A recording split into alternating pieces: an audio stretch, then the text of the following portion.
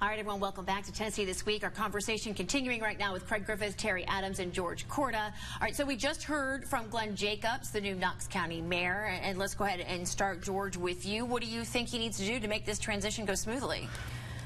He needs to listen a lot, speak very little, and be very general in his comments right now. You want to set your expectations at this stage. And he's got a lot of things he wants to do. And I'm talking to him, I mean, he's really sincere about wanting to do a lot of good things. But you can only do so much. So it's a little bit like the coach of a major college football team going into a brand new season. Sometimes it's best not to talk about how great you think your team is going to do. It's better to downplay expectations and let the results speak for themselves. Terry, what do you think about it? And it's very clear from our conversation, education is really a top priority for him. Yeah, and I mean, I think that's good news. I think there's a little bit of worry that State Representative Kane is going to be involved in this because of his history with public schools and things of that sort.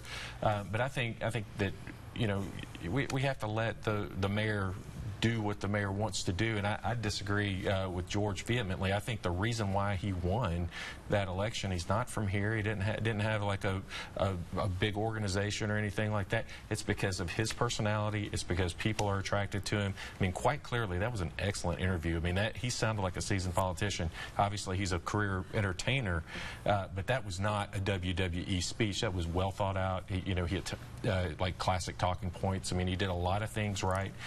To me, I think we all ought to give him a chance, and hopefully he'll do a great job. Well, hold on. I'm not saying he shouldn't be given a chance. What I'm saying is any new politician in a new office, and he's not held public office before, right?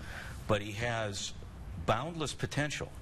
But you don't want to get out there, any new office holder, and say too much, because then you get measured against what you say.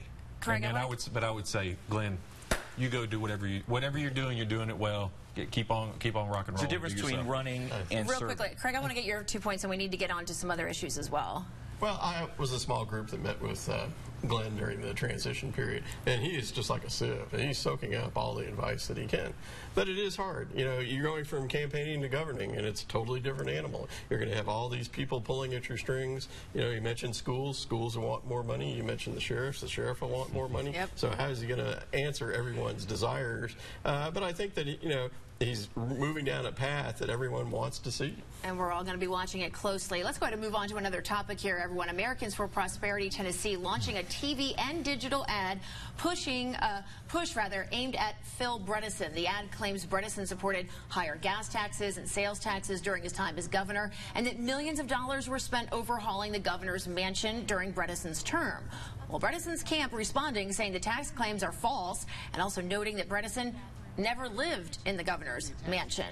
Now, the Bredesen campaign putting up a digital ad saying the attacks have already begun, but he would rather focus on the issues. We just finished a very negative, attack ad heavy primary, guys. What do you think this new ad that's out already attacking Bredesen and coming from a group rather than an opponent here? Terry, let's start with you. What do you think this says about what we're going to see here leading up to November? Well, I think the Governor Bredesen is going to run a clean campaign. I don't think that you're going to see a lot of negative ads from his side. I think that Tennesseans don't respond the same way to negative ads as the rest of the country generally does. So I'm not 100% sure that the Koch brothers are really helping Senator Blackburn with running negative ads this early on in the campaign. But, you know, I think that Governor Bredesen will keep it clean, and we'll see what happens. George is shaking his head. Everybody's going to school on Bill Lee. That's what's happening here. Phil Bredesen has every ability to gut you and turn you upside down, and past campaigns will show that, if he has to do it. But he's not going to do it if he doesn't have to.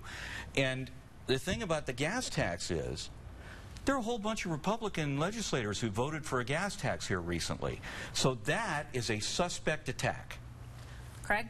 Well, I think what you're seeing is the way campaigns are morphing now. You can see Bredesen standing in front of his grandmother's house in his ads, but yet the opponents are going to bring in the outside money to do the attacking. And Marcia has come out with an ad about human trafficking, which is a terrible thing. But you know, it's not is the that topic going to be a deciding on everyone's issue? lips. Yeah. And she should have seen from Diane Black. Diane Black devoted quite a bit of advertising, hundreds of thousands of dollars, to that same issue, and didn't seem to do well for him. So what I think you'll see is the candidates trying to establish a one-on-one relationship through their advertising with the voters. And it's going to be these outside groups that are bringing the daggers out. They're going to try to stab everyone in the back.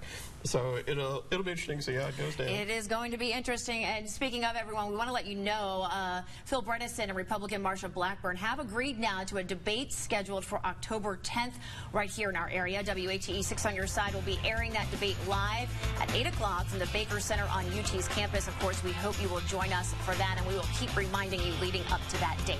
Again, everyone, if you would like to watch this show again, you can find it on our website, WATE.com. Thanks for joining us today, and enjoy the rest of your weekend. The views of guests and panelists of this program are their own and not necessarily those of WATE 6 on Your Side or Next Star Broadcasting Incorporated.